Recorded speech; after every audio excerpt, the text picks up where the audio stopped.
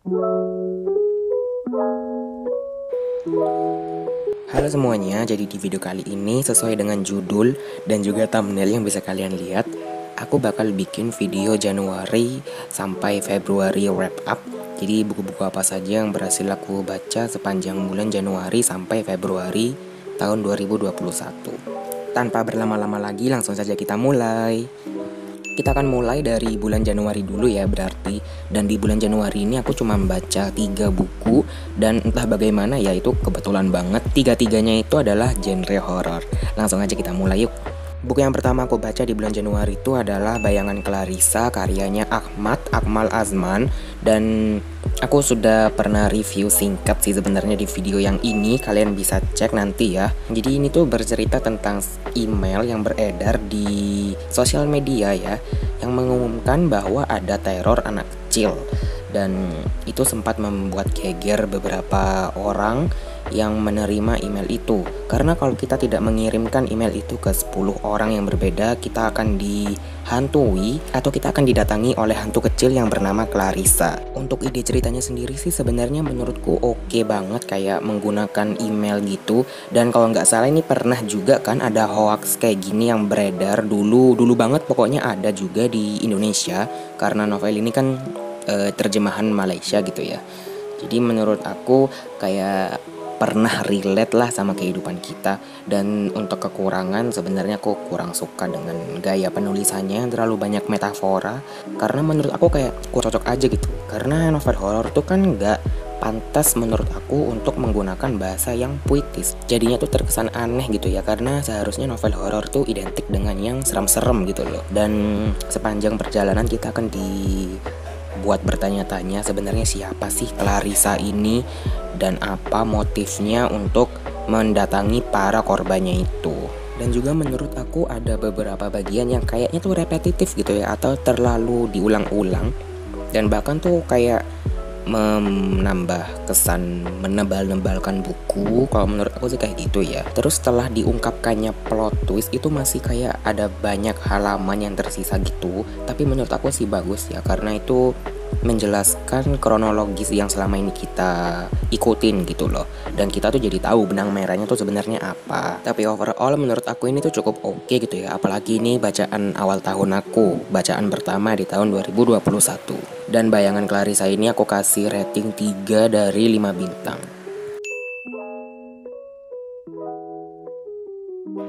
Selanjutnya berarti bacaanku di bulan Januari yang selanjutnya itu adalah Asrama karya Muhammad Fatrim. Ini juga aku sudah singgung di video yang ini, jadi kalian bisa cek. Secara keseluruhan jadi ceritanya ini tuh bercerita tentang Dahlia. Jadi dia tuh anak SMA gitulah, dan dia itu baru pindah ke asrama barunya. Tapi dia tuh bertemu dengan geng penindas alias kayak udah penguasa di asrama itu. Dan bahkan beberapa murid di situ tuh kayak dibagi kastanya gitu. Jadi untuk murid-murid yang udah kelas senior diberi nama geng Queen, dan untuk kelas yang tengah diberi nama Princess, dan yang kelas bawah itu diberikan nama Slave. Dan Dahlia ini menepati urutan Slave. Semakin berjalannya waktu, kayak si Dahlia ini tuh pingin ngerebut kekuasaan. Bukan merebut sih sebenarnya, tuh kayak dia itu ingin menghilangkan si geng Queen itu. Karena geng Queen itu udah bener-bener gak masuk akal banget. Bahkan mereka tuh terkesan menggurui, kayak pokoknya kasar banget deh sama geng-geng di bawahnya. Di sini tuh juga dimasukkannya unsur horor. Kalau di sini tuh horornya menurut aku cukup menarik gitu ya, karena itu bener-bener kayak mengelibatkan perasaan. Jadi kayak bener-bener merinding banget gitu loh. Padahal kan cuman fiksi gitu ya. Tapi benar-benar aku suka dengan penggambaran suasana yang dituliskan oleh penulis gitu kan. Itu benar-benar berhasil deh buat suasana tegangnya itu. Dan di sini itu ada 2 plot twist, dan untuk plot twist yang pertama sebenarnya aku bisa nebak gitu ya. Cuman tetap aja sih pas diungkapin ya agak kaget sedikit, nggak apa-apa lah ya. Karena plot twist yang pertama ini tuh benar-benar mencurigakan banget sih dari awal. Kayak kenapa sama tokoh ini gitu, kenapa gerak-geriknya seperti itu. Oh ya, ngomongin juga soal penokohan, aku suka banget sih sama tokoh-tokoh yang ada di dalam sini gitu. Kayak punya karakteristik estetik yang kuat gitu loh menurut aku, dan itu oke banget. Nah, kita kembali lagi ke plot twist yang kedua, dan plot twist yang kedua ini tuh nggak akan nyangka. Aku aja nggak pernah mikir kalau bakal dibawa ke situ gitu loh. Sebenarnya tuh clue-nya tuh sangat jelas ya, tapi aku kenapa bisa nggak nyadar? Itulah yang bikin aku ternganga-nganga. Jadi ya, baca ini tuh kayak mengaduk-ngaduk rasa lah kayak gitu. Dan untuk novel asrama ini aku kasih rating 4 dari 5 bintang.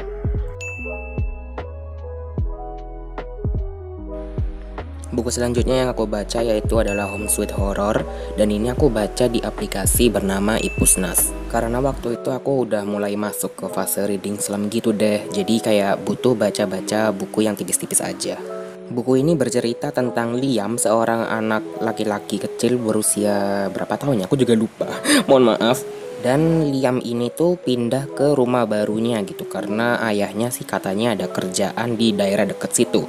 Sampai akhirnya Liam ini tuh merasa rumahnya ini tuh aneh karena rumah ini tuh adalah rumah kosong yang udah lama nggak dihuni gitu ya.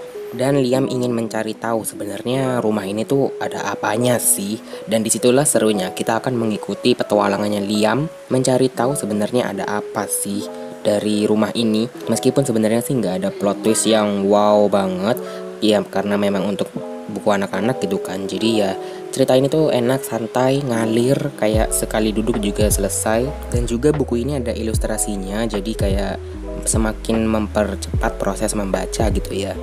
Dan juga aku suka sih ilustrasinya tuh lumayan serem meskipun simple gitu ya. Dan aku ngasih buku ini rating 2,8 dari 5 bintang karena ini cocok banget untuk kalian yang lagi di fase reading slam kayak aku waktu itu dan pingin baca sesuatu yang ringan-ringan meskipun temanya itu masih horor gitu.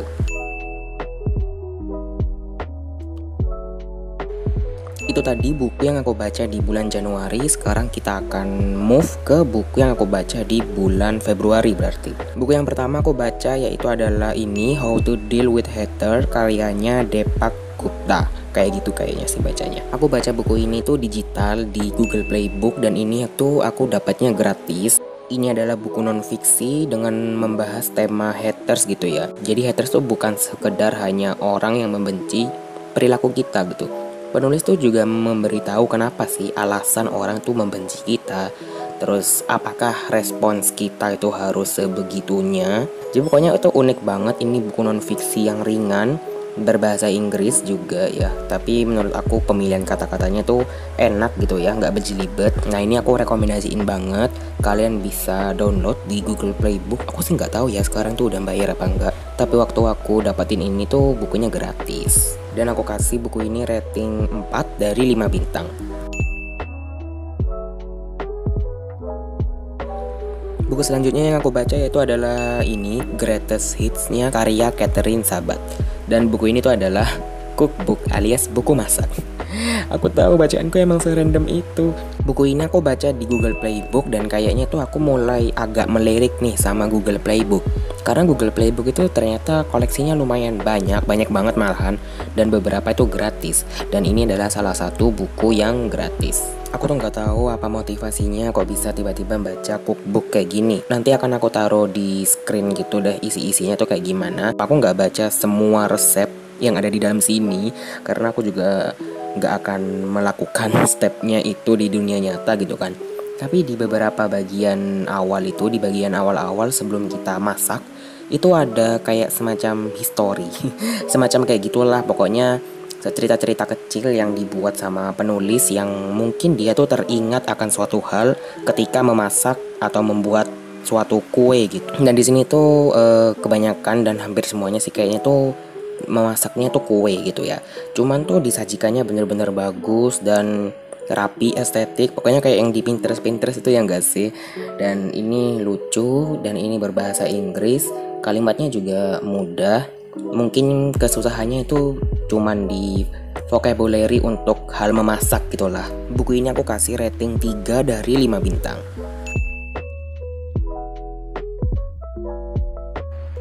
Buku yang aku baca selanjutnya yaitu adalah bukan buku sih sebenarnya, tapi lebih ke komik.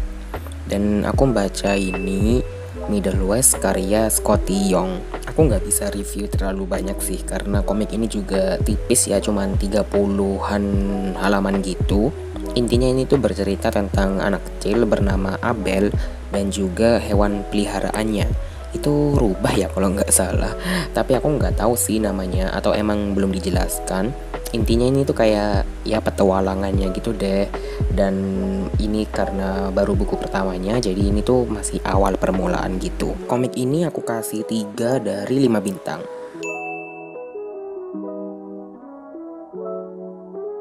Selanjutnya aku masih baca komik, tapi ini tuh formatnya lebih unik gitu. Kalau biasanya kita itu lebih sering mendengar kata kumpulan cerita gitu ya, atau kumcer singkatannya. Dan di sini itu yang tertera adalah kumpulan komik. Jadi di sini tuh ada 3 komik yang berbeda gitu ya. Di sini itu terdiri dari 3 komik. Yang pertama itu ada Avatar, kemudian ada Plants vs Zombie, dan yang terakhir yaitu adalah Bandit. Sama aku nggak bisa terlalu banyak kasih review karena ini juga tipis kok, jadi sekali duduk ini tuh bakalan selesai. Kalian bisa baca di Google Playbook dengan gratis. Dan kumpulan komik ini aku kasih rating 3 dari 5 bintang.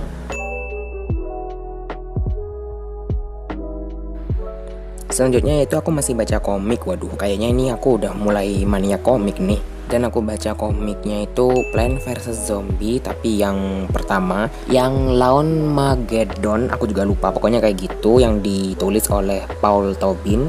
Ini tuh seru dan kalian bisa baca secara gratis di Google Playbook. Dan aku kasih komik ini rating 2,8 dari 5 bintang. Selanjutnya aku sudah mulai kembali baca novel gitu ya. Akhirnya setelah 3 kali berturut-turut baca komik. Tapi baca komik tuh sebenarnya seru juga dan menambah experience sih kalau untuk aku pribadi. Karena aku belum pernah baca komik. Oke. Jadi untuk novel yang aku baca setelah ini tuh adalah ini, The Way I Used to Be karyanya Amber Smith. Novel ini tuh mengangkat tema mental illness atau kesehatan mental. Dan ini tuh kayak ada hubungannya dengan masa lalu gitu deh. Dan seiring berjalannya waktu atau berjalannya cerita, kita tuh akan diperasakan atau kita akan merasakan traumanya si tokoh utama ini, paranoidnya. Pokoknya dia tuh menjadi semakin kacau deh gitu semenjak ada kejadian naas atau suram yang pernah dia alami di masa lalunya. Aku pingin banget sih bahas novel ini tuh lebih detail, tapi di review yang terpisah. Overall aku kasih novel ini 4 dari 5 bintang. Aku cukup puas dengan segala aspek yang ada di sini, baik dari tokoh-tokohnya, alurnya, semuanya. Tapi aku cukup suka sih dengan message yang aku dapat dari buku ini. Dan aku juga cukup bertepuk tangan sebenarnya ke penulisnya karena benar-benar berhasil gitu ya membawakan tema yang mungkin masih agak terdengar tabu untuk orang-orang. Novel selanjutnya sekaligus menjadi novel terakhir yang aku baca di bulan Februari, yaitu adalah Follow Me Back karya Evie Geiger. Aku udah pernah review ini di video sebelumnya, di video yang ini nih yang membahas spesifik tentang novel ini. Jadi kalau kalian pingin cek review secara lengkapnya bisa cek video yang ini ya. Ini bercerita tentang Tessa. Dia itu merupakan sebuah fangirl dari satu artis pop bernama Eric Thorne. Jadi kita di sini akan diperlihatkan betapa obsesinya Tessa terhadap Eric Thorne. Layaknya seorang fans, dia itu pasti punya albumnya, dia punya posternya, dan dia selalu mendengarkan musik-musik terbaru dari Eric Thorne. Nah, nanti kita akan diperkenalkan dengan tokoh Eric Thorne itu sendiri. Tapi Eric Thorne ini memiliki paranoid, dan paranoidnya itu semakin menjadi-jadi semenjak ada teman sesama bintang pop atau penyanyi pop gitu tewas terbunuh karena ulah fans. Dan tentu saja Eric itu menjadi panik dan parno gitu kan, apalagi setiap konser dia tuh menjadi semakin awas dengan para fans-fansnya karena dia nggak mau hal yang sama itu terjadi kepadanya. Lalu apa sih hubungannya Tessa sama si Eric ini? Kalian bisa baca sendiri di bukunya ya. Untuk narasinya sendiri aku nggak ada masalah, cuman mungkin terletak di awal-awal aja sih karena lambat banget dan aku tuh sempat kayak capek bacanya. Aku suka semuanya yang ada di sini, dari tokoh-tokohnya, alur, sampai kayak layoutnya tuh bener-bener bagus banget dan rapi deh nyusun alurnya. Dan novel ini aku kasih rating 4,5 dari 5 bintang. Paling tinggi di antara semua yang sudah aku baca di bulan Januari sampai Februari. Itu tadi buku-buku yang sudah aku baca di bulan Januari sampai Februari tahun 2021. Mohon maaf banget ya, videonya tuh emang panjang banget, tapi nanti di kolom deskripsi aku akan taruh time stepnya gitu. Jadi kalian gak usah nonton semuanya sampai habis. Oke, sekian dulu untuk video kali ini. See you on my next one. Bye.